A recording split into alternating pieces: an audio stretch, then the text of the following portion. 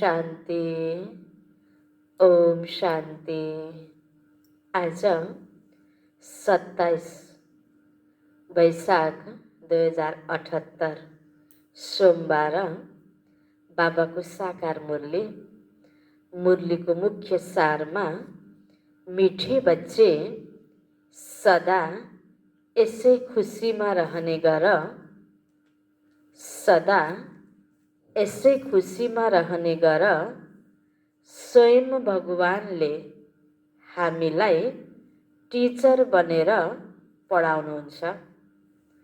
स्वयं भगवानले हामीलाई टिचर बनेर पढाउनुहुन्छ। हामीले उहाँद्वारा राजयोग सिकिरहेका छौँ। हामीले उहाँद्वारा राजयोग सिकिरहेका छौँ, प्रजायोग होइन। के सिकिरहेका छौँ? राजयोग। राजा बन्नको लागि, प्रजा बन्नको लागि होइन। सत्युगी राज्य प्राप्त गर्नको लागि हामीले अहिले योग गरिरहेका छौँ। अहिलेको योग तपस्याको बलले भविष्यको राज्य पदलाई प्राप्त गर्ने हो। त बाबाले यति बेला यो कुरा हामीलाई पढाउँदै हुनुहुन्छ। त भगवान हाम्रो बाबा हैन, आत्माको पिता अहिले पढाउँदै हुनुहुन्छ। त पिता नै स्वयं टिचर बनेर हामीलाई पढाउँदै हुनुहुन्छ। त यो कुरा हामीले चिन्तन गरिराख्यौँ भने हामीलाई खुसी हुन्छ। बाबाले भन्नुभयो सधैँ तिमी यही खुसीमा रह। स्वयं भगवानले टिचर बनेर पढाइरहनु भएको छ। राजयोगको पढाइ पढाउनु भएको छ, प्रजायोगको पढाइ होइन। प्रश्नमा यस पढाइको खुबी कुन चाहिँ हो? यस पढाइको खुबी कुन चाहिँ हो? तिमीले कहिलेसम्म पुरुषार्थ गर्नुपर्छ? यो पढाइको खुबी के हो र कहिलेसम्म पुरुषार्थ गर्नुपर्छ? उत्तरमा यो पढाइ धेरै समयदेखि पढिरहेका छौँ। यसमा नयाँ बच्चाहरू पनि अगाडि जान्छन्। यो पनि खुबी हो। जो 3 महिनाका तीक्ष्ण बुद्धि अर्थात् तीव्र पुरुषार्थी नयाँ बच्चाहरू पुराना भन्दा पनि अगाडि जान सक्छन्।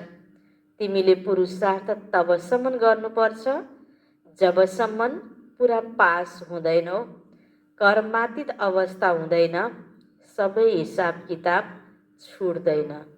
यो बाबाको पढाइ कहिलेसम्म पढिरहने, कहिलेसम्म पुरुषार्थ गरिरहने त? जस्तो बाहिर पनि कोही विशेष सिपहरू हुन्छ, कहिलेसम्म सिक्ने त? जबसम्म आफू पर्फेक्ट बनिन्न। हुन त 2-4 महिनाको यति अवधिको कोर्स भन्ने होला, नजानेपछि त डबल पनि गर्नुपर्छ।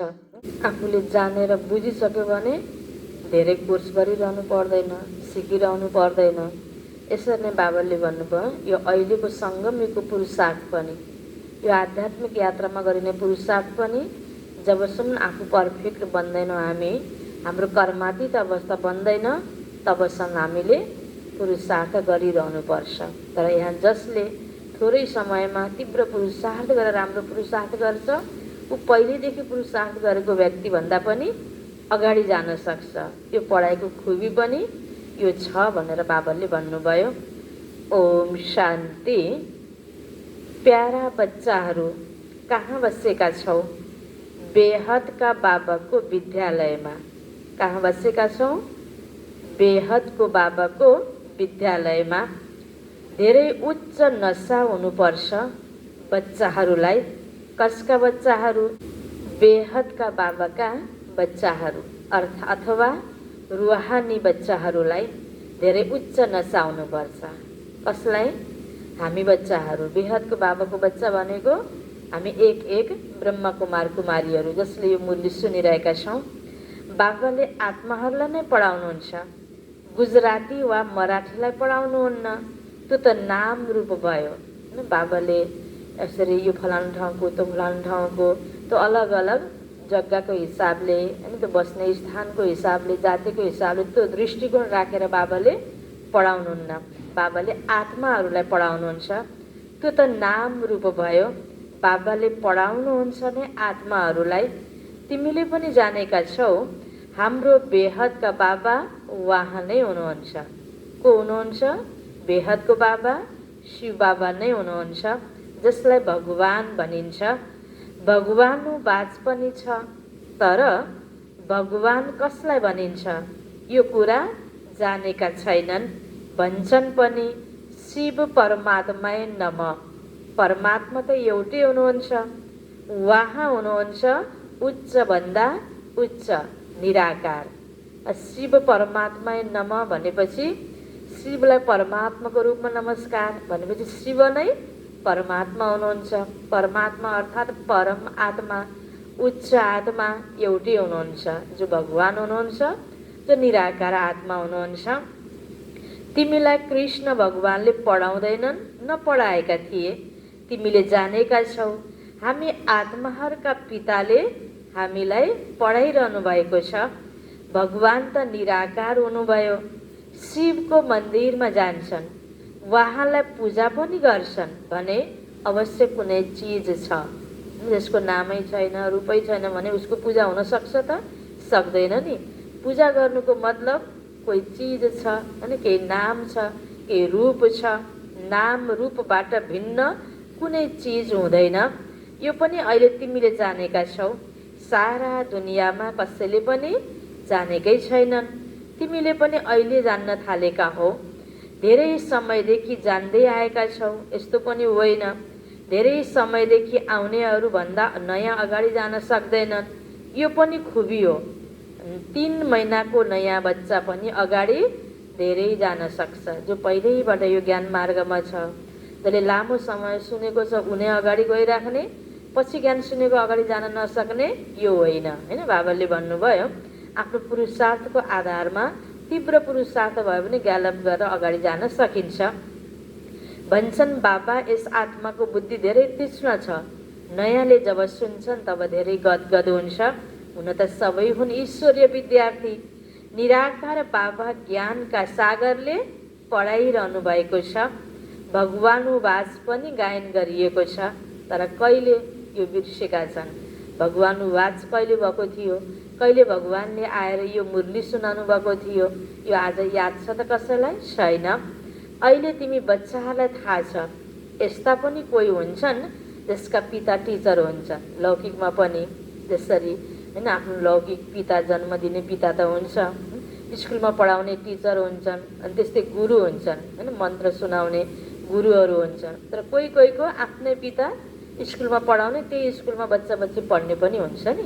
त बाबा उदाहरण दिँदै हुनुहुन्छ। तर उनले एउटै विषय पढाउँछन्, अर्को विषयको लागि फेरि अर्कै टिचरले पढाउँछन्। यहाँ त बाबा, होइन, हामी सबै आत्माको बाबा, सबै बच्चाहरूका टिचर हुनुहुन्छ, अर्को टिचर छैन। यो अनौठो कुरा हो। धेरै बच्चाहरू छन् जसलाई निश्चय छ शिव बाबाले हामीलाई पढाउनुहुन्छ। श्री कृष्णलाई बाबा भन्न सकिँदैन, कृष्णलाई यस्ता टिचर गुरु पनि मानिँदैन। यहाँ त यथार्थमा पढाइरहनु भएको छ। तिमी भिन्न भिन्न प्रकारका विद्यार्थीहरू बसिरहेका छौ, पढिरहेका छौ। बाबा टिचरले पढाउनुहुन्छ। जबसम्म तिमी पास हुँदैनौ, कर्मातीत अवस्था प्राप्त नभएसम्म पुरुषार्थ गर्नुपर्छ। कर्मको हिसाब किताबबाट छुट्नु छ।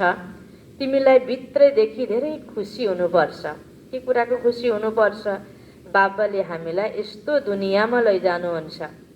अरू कुनै विद्यालय छैन जहाँ बच्चाहरू बसेका छन् र सम्झिउन् परमधाम निवासी बाबा आएर हामीलाई पढाउनुहुन्छ। अहिले तिमी यहाँ बसेका छौ र यो कुरा बुझेका छौ, सम्झिएका छौ। हाम्रो बेहदका बाबा हामीलाई पढाउन आउनुहुन्छ।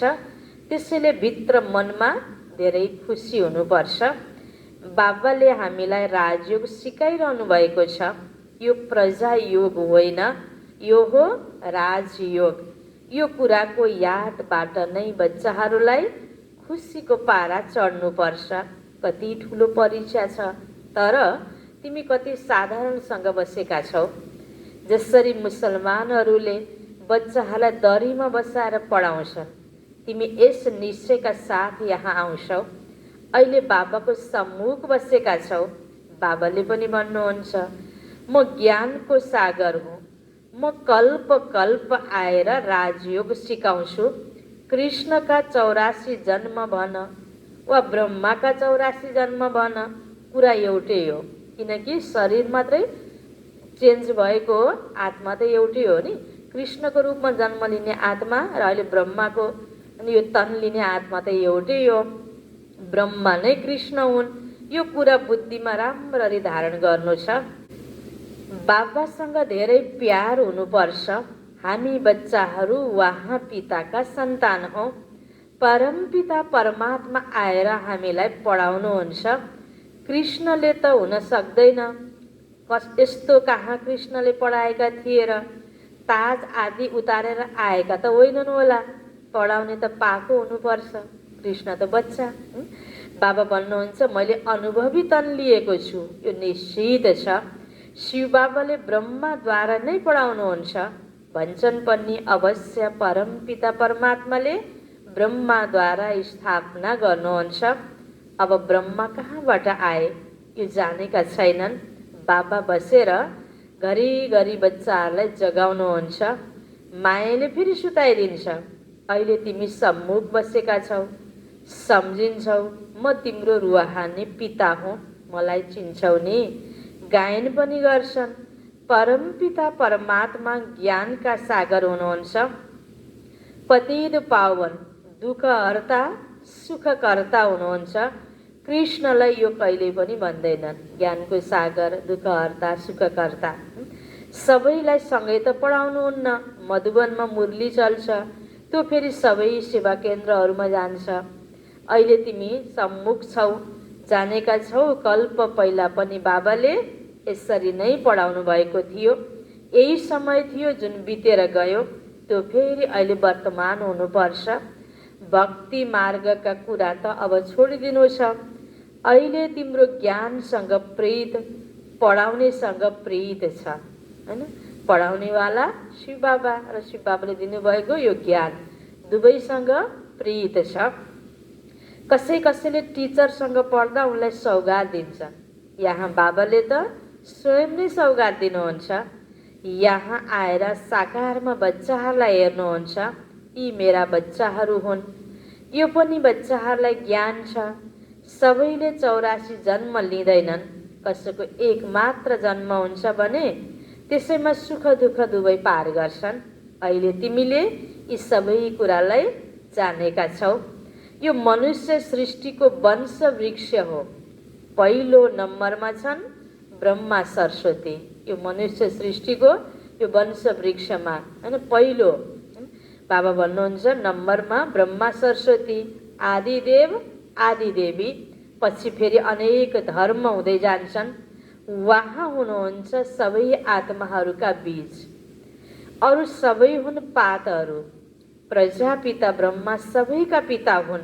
यति बेला प्रजापिता हाजिर छन् यो सृष्टिमा। वहाँ बाबाले बसेर शूद्रबाट परिवर्तन गराएर ब्राह्मण बनाउनुहुन्छ। यस्तो कसैले गर्न सक्दैन। बाबाले नै तिमीहरूलाई शूद्रबाट ब्राह्मण बनाएर फेरि देवता बनाउन पढाइरहनु भएको छ। यो हो नै सहज राजयोगको पढाइ। राजा जनकले पनि सेकेन्डमा जीवन मुक्ति पाए, अर्थात् स्वर्गवासी बने। मनुष्यले गायन त गर्छन् तर फेरि पनि सम्झाउन सक्दैनन्। अहिले बाबा भन्नुहुन्छ प्यारा बच्चाहरू, देही अभिमानी बन। तिमी अशरीरी आएका थियौ, फेरि शरीर लिएर पाठ खेल्यौ। अवश्य 84 जन्म लिएका छौ। बाबा जो सत्य हुनुहुन्छ उहाँले सत्य नै बताउनुहुन्छ। राजधानी हुन्छ नि। राजयोग एकजनाले मात्र कहाँ सिक्छन् र? तिमीहरू सबै अहिले काँडाबाट फुल बनिरहेका छौ। काँडा र फुल केलाई भनिन्छ यो पनि अहिले तिमीले बुझिरहेका छौ, हैन? बाबाले काँडा र फुलको उदाहरण दिनुहुन्छ। काँडाको काम के हो हामी सबलाई थाहा छ नि, घोच्ने। घोचेपछि दुःख लाग्छ, हैन? दुःख हुन्छ, घाउ हुन्छ। त्यस्तै फुल भनेको कति राम्रो कार्यमा प्रयोग हुन्छ। फुल हेर्न मन लाग्छ, सुँघ्न मन लाग्छ, राम्रो सजाउने ठाउँमा प्रयोग हुन्छ। यस्तै हैन हामी मनुष्य आत्माको पनि जो राम्रो गुण छ, विशेषता छ, चाहिएको बेलामा, आवश्यक बेलामा, सेवामा प्रयोग हुन्छ, हैन? सदुपयोग हुन्छ विशेषताहरू। र सबैलाई राम्रो लाग्छ, आहा यो फलानु व्यक्ति त्यो फुल भयो हैन। बाबाले भने जस्तै हामी राम्रो व्यक्ति बन्छौँ त फुल भयौँ। बाबाले भने जस्तै बच्चे दुःख नदेऊ, मुखबाट पत्थर ननिकाल हैन, आफ्नो विशेषताहरूलाई प्रयोग गर, त्यो केही पनि गर्दैनौँ हैन। हामी दुःख दिनेवाला बन्छौँ या विघ्न स्वरूप बन्छौँ, समाधान स्वरूपको लागि हामी सहयोगी बन्दैनौँ भने अनि के भयो त? यसरी नै काँडा र फुल भयो नि, अलग भयो, छुट्टियो। त बाबा भन्नुहुन्छ काँडा र फुल केलाई भनिन्छ? यो पनि अहिले तिमीले बुझिरहेका छौ, यो हो नै फोहोरी काँडाको दुनियाँ। हामी 84 जन्मको चक्कर लगाएर नरकवासी बनेका छौँ। फेरि विश्वको इतिहास भूगोल दोहोऱ्याउँछौँ। हामी अवश्य फेरि स्वर्गवासी बन्छौँ, कल्प कल्प हामी बन्छौँ। घरिघरि यो कुरा याद गर्नु छ अनि ज्ञान सम्झाउनु छ। यी लक्ष्मी नारायण सूर्यवंशी थिए। क्राइस्ट आए, उनीभन्दा पहिला धेरै कम थिए, राजधानी थिएन। अहिले बाबा आएर सत्ययुगी राजधानी स्थापना गर्नुहुन्छ। स्थापना हुन्छ नै सङ्गममा। अहिले तिम्रो बुद्धिमा छ, यो हो सच्चा सच्चा कुम्भको मेला। आत्माहरू अनेक छन्, परमात्मा एक हुनुहुन्छ। परमपिता परमात्मा पिता बच्चाहरूको पासमा आउनुहुन्छ पावन बनाउन। यसलाई नै सङ्गम युगको कुम्भको मेला भनिन्छ। आत्माहरू र परमात्माको मिलन भएको छ यहाँ। यो ज्ञान बाबाले दिइरहनु भएको छ। यो नै कुम्भको मेला हो। अहिले तिमीलाई ज्ञानको तेस्रो नेत्र मिलेको छ। बाबा आएर स्वर्गवासी बनाउनुहुन्छ। फेरि पुरानो दुनियाँ नरकको विनाश अवश्य हुनुपर्छ। स्वर्गवासी बनाउने भनेको अर्थ हैन। अब यो शरीर त हामी चेन्ज गरिराख्छौँ, पुनर्जन्म त लिइराख्छौँ। अबको जो जन्म हुन्छ, पुनर्जन्म हुन्छ, यो यहाँ सतयुग भएको बेलामा हुन्छ। त्यो सतयुगमा जानु अर्थात् स्वर्गवासी बन्नु हैन।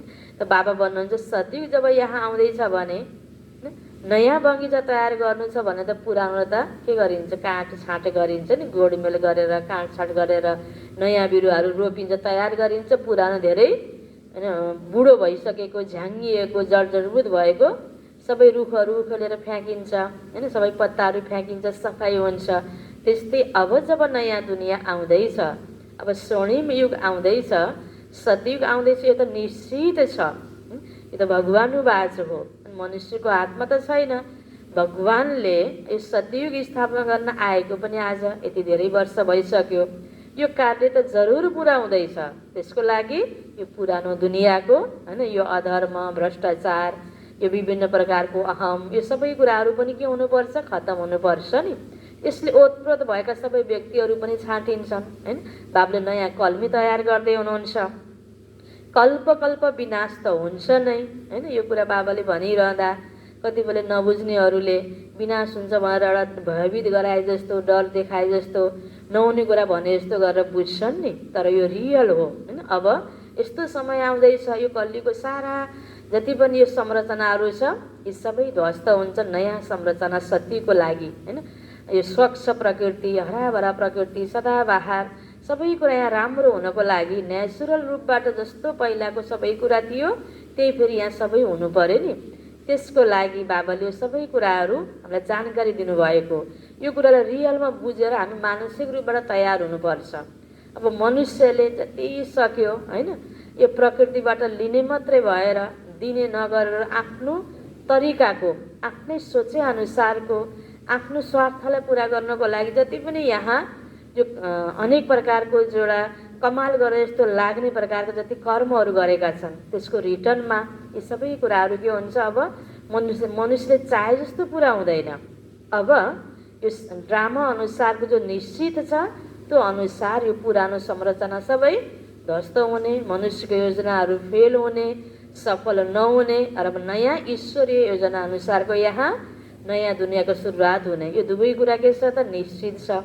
त पहिल्यै हामीलाई समयमा जानकारी भयो भने हामी मानसिक रूपबाट आफूलाई सक्षम र स्वीकार्न सक्ने भएर बस्यो भने त यसमा फाइदा छ नि। त्यसकारण यसमा हामीले नेगेटिभ रूपबाट यसलाई हामीले र आफू डराउने तरिकाले लिनुभन्दा पनि पोजिटिभ तरिकाले यस्तो हुने रहेछ, अब भोलि म म सतर्क हुनुपर्छ, म मजबुत हुनुपर्छ, म मानसिक रूपबाट तयार हुनुपर्छ। कुनै पनि परिस्थितिलाई ल है यस्तो हुँदैछ भनेपछि त्यसका लागि आफूलाई के गर्ने, तयारी गर्ने। अब भोलि यहाँ होइन घनघोर पानी आउनेवाला छ भनौँ होइन, या असिना पर्नेछ भने हामीले बाहिर सुकाउन राखेको चिजहरू उठाएर भित्र ल्याउन सक्छौँ। आफ्नो किसिमको तयारी हुन्छ नि। त्यसकारण जे पनि कुराहरू आपद विपदको पहिला जानकारी भयो भने के हुन्छ, आवश्यक तयारी गर्न सकिन्छ। त्यसकारण यो बाबुले बच्चे अब विनाश हुन्छ, पुरानो दुनियाँ खतम हुन्छ यो भनिरहँदाखेरि यो कुरालाई हामीले स्वीकार्नुपर्छ होइन। अब बाबाले कति वर्ष पहिला भनेको सिनहरूले देखिँदै देखिँदै देखिँदै आएको छ। कति वर्ष पहिला साकार मुरलीमा होइन अव्यक्त मुरलीहरूमा त बाबाले कति भन्दै आउनुभएको यस्तो समय आउँछ, अब अहिले आएको छ होइन। अझै होइन कति यो विज्ञानको उन्नतिहरू होइन, सारा कुरा आज नेटको माध्यमले भएको छ। एक दिन यो पनि फेल हुन्छ, यो पनि बाबाले भनिसक्नु भएको छ नि। यस्ता परिस्थितिहरू यस्तो यस्तो आउँछन् जो हामी मनुष्यको हातमा नै छैन। जो आफ्नो हातमा छैन भने हातमा नभएको कुरालाई हामीले के गर्ने, किन के भनेर प्रश्नमा आयो भने हामी आत्तिन्छौँ, डराउँछौँ होइन। अब यो एकदम भगवानको हातमा छोडिदिने, निश्चिन्त हुने। अब यसमा हर कुरामा कल्याण छ। पुरानो दुनियाँको पश्चात नयाँ दुनियाँ यहाँ आउँदैछ। यो एउटा नसा, त्यो एउटा खुसीमा रह्यो भने अहिले यो दुःख भएको बेलामा पनि हामी दुखी भएर बाँच्दैनौँ, सुखी नै भएर बाँच्छौँ। यो एउटा कला बाबाले सिकाउनु भएको छ। यो सोच्ने विधि बाबाले यहाँ सिकाउनु भएको छ र यो आवश्यक जानकारी बाबाले समयभन्दा पहिला नै हामीलाई दिनुभएको हो। नयाँबाट पुरानो, पुरानोबाट नयाँ त अवश्य हुन्छ। नयाँलाई स्वर्ग, पुरानोलाई नरक बनिन्छ। अब यो स्वर्ग आउनको लागि त नरक त जरुर विनाश हुनु पर्यो नि। नयाँ घर बन्दैछ भने पुरानो त जरुर तोडफोड हुन्छ नि होइन। त्यसकारण बाबा भन्नुहुन्छ अहिले त मनुष्यको कति वृद्धि हुँदै गएको छ। अनाज आदि मिलेन भने सम्झिन्छन् हामीले धेरै अनाज पैदा गर्छौँ, तर जति पैदा गरे पनि होइन, प्रयास गरे पनि उर्वरा शक्ति बढाउनको लागि जति नयाँ नयाँ प्रविधिहरू ल्याए पनि, नयाँ नयाँ मल बिउ बिजन ल्याए पनि आज मनुष्यको हातमा छ त केही। पहिलाको प्रकृति कस्तो थियो, पहिलाको फसल कति राम्रो हुन्थ्यो, कति रसिला हुन्थे। अहिलेको जति प्रकारको प्रविधि निक्लिएको छ त्यति किरा होइन लाग्ने, त्यति फसल राम्रो नहुने, त्यस्तै प्रकारको नेगेटिभ त्यही प्रकारको असर पनि छ नि। प्रकृतिमा त ताकतै छैन, मनुष्यले प्रकृतिलाई बनाउँछु भनेर भएकै छैन होइन। त्यसकारण हाम्रो सोच राम्रो राख्दै राख्दै गएर प्रकृतिमा पनि राम्रो प्रभाव फैलाउने हो। यति बेला अब प्रकृतिलाई जबरजस्ती हामीले राम्रो दिनको लागि जबरजस्ती गराएर मिल्दैन होइन। कागतीभित्र रसै छैन भने हामीले राम्रो एकदम निचर्ने मसिन ल्याएर बढी अँठ्याएर बढी रस आउँछ त आउँदैन नि। आज प्रकृति तम प्रधान बनेको छ। सतीको प्रकृति कति राम्रो थियो। अब त्यही सतीको प्रकृति त्रेता द्वापर गर्दा गर्दै यो कलिको अन्त तक पनि हामी सबैको आँखो देखा पनि अलि वर्ष पहिला जस्तो प्रकृति थियो अलि जस्तो छ त। अब यो त्यस्तै स्वरूपमा फर्किन तुरुन्तै त यही तरिकाले यो विधिले फर्किन्न। नयाँ विधि त्यही त जानकारी बाबाले गराउँदै हुनुहुन्छ, सिकाउँदै हुनुहुन्छ। हामी यसको लागि तयारी हुनुपर्छ। गरिआएको गर्दै आएको कुराबाट चेन्ज हुनको लागि हामी एक्सेप्ट गर्न सक्ने बन्नुपर्छ। यो सही कुरा बाबाले हामीलाई जानकारी दिनुभएको हो, यो कुरा हामीले पत्याउनुपर्छ। यो कुरा पत्याउँदैनौँ अनि फेरि हामीलाई के हुन्छ, त्यो बेहोर्नु पर्ने बेलामा गाह्रो हुन्छ। त्यस कारण समय छँदै यसमा विश्वास गरौँ र मानसिक रूपबाट हामी तयारी बनाउँ होइन। अब उनीहरू त भन्छन् हामीले धेरै अनाज पैदा गर्छौँ, तर कति धेरै बच्चाहरू पैदा भइरहन्छन्, अनाज कहाँबाट ल्याउने। अहिले तिमी बच्चाहरूलाई यो थाहा छ यो सारा दुनियाँ समाप्त हुन्छ। मनुष्यलाई यो ज्ञान राम्रो पनि लाग्छ तर बुद्धिमा केही पनि बस्दैन। बिचरा नराम्रो पनि भन्दैनन्, तर यो राम्रो कुरालाई म पनि गर्छु गर्नुपर्छ भनेर गर्न थाल्दैनन्। यो अनौठो कुरा छ नि। तिम्रो बुद्धिमा छ नरकपछि स्वर्ग आउँछ। सतयुगमा देवी देवता थिए, यी लक्ष्मी नारायण विश्वका मालिक थिए। चित्र छन् सतयुगमा हुन्छ आदि सनातन देवी देवता धर्म। अहिले आफूलाई देवता धर्मको भन्न सक्दैनन्, त्यसको सट्टा हिन्दू भनिदिन्छन्। बच्चाले राम्ररी जानेका छन् हामी यस्तो बनिरहेका छौँ, कस्तो देवी देवता जस्तो। बाबाले हामीलाई पढाइरहनु भएको छ। यी कर्म इन्द्रियहरूद्वारा बाबा भन्नुहुन्छ नत्र मैले तिमीलाई कसरी पढाउँ। त्यसकारण ब्रह्मतनको आधार त बाबाले लिनु नै पर्यो। ब्रह्ममुखलाई त बाबाले पढाउनको लागि प्रयोग गर्नु नै पर्यो। आत्माहरूलाई पढाउनुहुन्छ किनकि आत्मामा नै मैला पर्छ। अब तिमी सच्चा सुन बन्नु छ। सतयुगबाट त्रेतायुगमा आयो, अर्थात् चाँदीको मिसावट पर्नाले तिमी चन्द्रवंशी बन्छौ।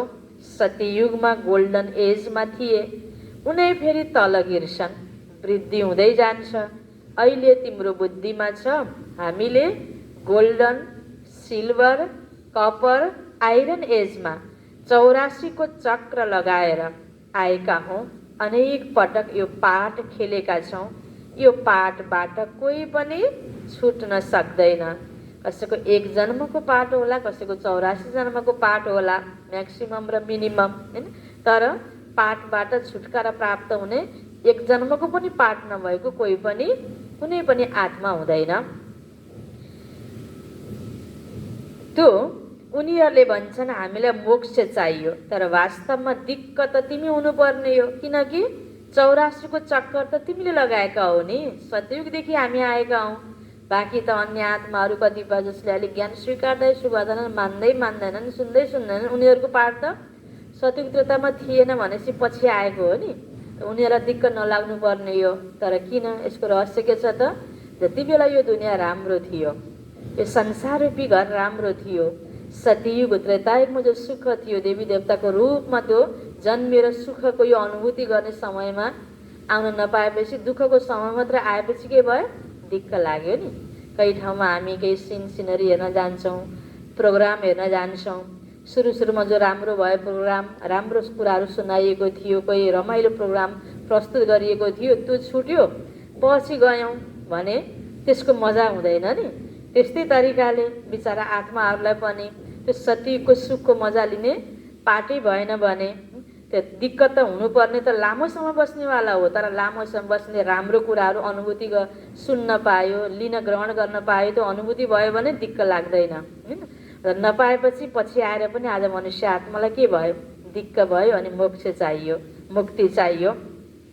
तर वास्तवमा दिक्क त तिमी हुनुपर्ने हो, किनकि 84 को चक्कर त तिमीले लगाएका छौ।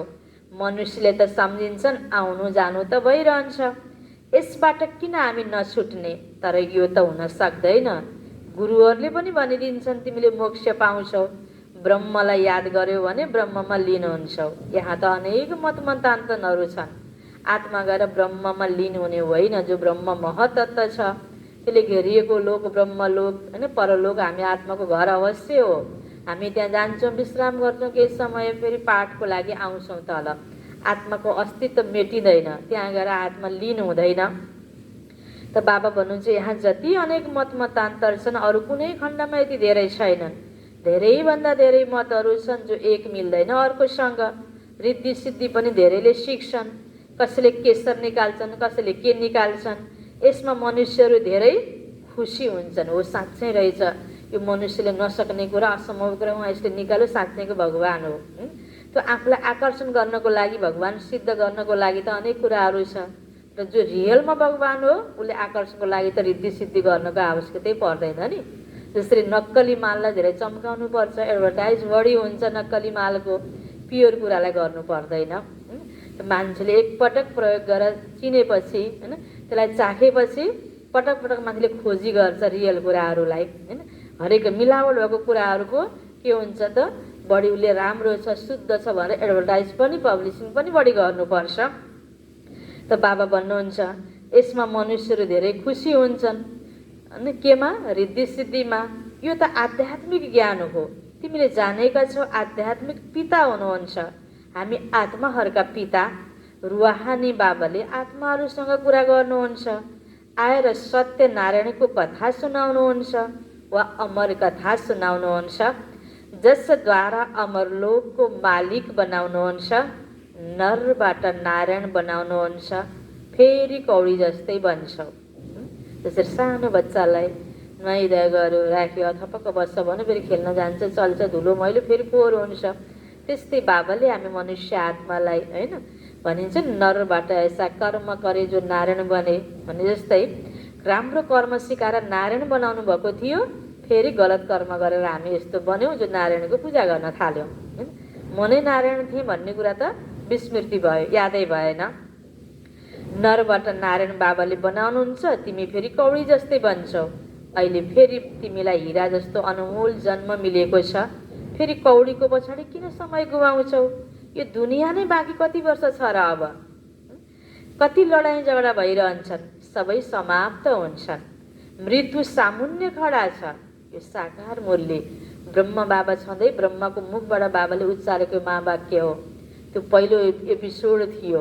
यो भगवानले जो कार्य गरिरहनु भएको छ, सत्यको स्थापनाको जो तयारी भइरहेको छ, ब्रह्म बाबा छँदैको यो बाबाको महावाक्य हो। अब यो दुनियाँ बाँकी कति नै वर्ष छ र? यो जो लडाइँ झगडा भइरहेको छ एक आपसमा, सबैको मृत्यु सामने खडा छ, सबै समाप्त हुन्छन्। फेरि यति लाख करोड कसले बसेर खान्छ? यो साकारको महावाक्य। त्यसपछि दाजुको तनमा बाबा आउनुभयो, होइन? त्यो पनि कार्य पुरा भयो। अब अहिलेसम्म जानेको कुरालाई अब प्रयोग गर तिमी। अब त झनै विपरीत विषम परिस्थिति आउँदैछ, अब प्रयोग गर तिमीले अहिलेसम्म पढेको यो बुझाइलाई प्रयोग गर भनेर यो लास्ट इसारा बाबाले दिइसक्नु भएको छ। किन यसलाई अब सफल नगर्ने? यो रुहानी कलेज खोल्नाले मनुष्य सदा स्वस्थ, सम्पन्न, सुखी बन्छन्। त्यसमा पनि यो कम्बाइन्ड छ, अस्पताल र विश्वविद्यालय।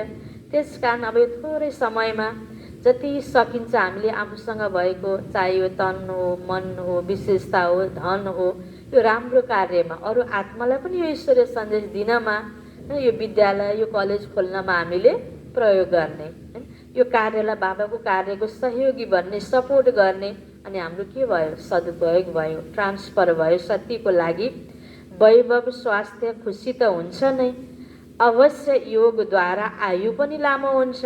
तिमी कति स्वस्थ बन्छौ, कारुणको खजाना अर्थात् अथाह धन सम्पत्ति मिल्छ। अल्लाह अवल दिनको नाटक पनि देखाउँछन्। तिमीले जानेका छौ, अल्लाह जसले आदि सनातन देवी देवता धर्म स्थापन गर्नुहुन्छ, भाषा नै फरक हो नि। अल्लाह भने पनि, गड भने पनि, ईश्वर भगवान भने पनि त वही बाबा हुनुहुन्छ जसले देवी देवता धर्म स्थापना गर्नुहुन्छ। त्यसमा धेरै सुख छ, नामै छ स्वर्ग। तिमी शान्ति धामका निवासी थियौ, फेरि तिमीहरू सबैभन्दा पहिला सुखधाममा आयो। फेरि 84 जन्म लिँदै तल गिर्दै आएका हौ। कल्प कल्प मैले तिमी बच्चाहरूलाई यसरी बसेर सम्झाउँछु। यो मुरलीको माध्यमले बाबाले यसरी हामीलाई सम्झाउनुहुन्छ। तिमीले आफ्नो जन्मको बारेमा जान्दैनौ, मैले तिमीलाई बताउँछु। तिमीले 84 जन्म लिएका छौ। यो चोला पतित छ, आत्मा पनि तमो प्रदान भएको छ। बाबाले सत्य बताउनुहुन्छ, बाबाले कहिले असत्य भन्नुहुन्न। कसले? भगवान बाबाले कहिले असत्य भन्नुहुन्न। यो एक एक शब्द यति ध्यान दिएर हामीले सुन्नुपर्छ। यो एक एक शब्दमा यस्तो रहस्य छ जो भोलि यसको राज बाहिर सिन देखा परेपछि हामीलाई थाहा लाग्छ। विपरीत परिस्थिति आउँदाखेरि यो वाक्यलाई हामीले प्रयोग गर्दै, मनन गर्दै त्यो परिस्थितिमा आफ्नो मनोबललाई हामीले कम गर्न दिँदैनौँ। त यो हामीलाई बहुत काम आउने चिजहरू छ। यो भगवानको महावाक्य, होइन? बाबाले सधैँ सत्य भन्नुहुन्छ। उहाँ हुनुहुन्छ नै सत्य। र गायनमा के छ? सत्यम शिवम सुन्दरम, होइन? बाबा सत्य हो नै निर्विकारी दुनियाँ, सत्य दुनियाँ। फेरि रावणले असत्य बनाउँछ। यो हो नै झुट खण्ड। गाउँछन् पनि, झुटो माया, झुटो काया, झुटो सबै संसार। कुन चाहिँ संसार? यो सारा पुरानो संसार झुटो छ। अहिले नयाँ भवन, पुरानो भवनमा फरक त हुन्छ नि।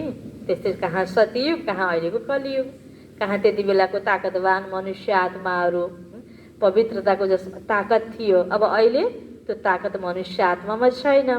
नयाँ बनाएर तयार भयो भने त सम्झिन्छ नयाँमा बस्छौँ। यहाँ पनि बच्चाहरूको लागि नयाँ भवन बनाउँछु। धेरै बच्चाहरू आउनेछन्।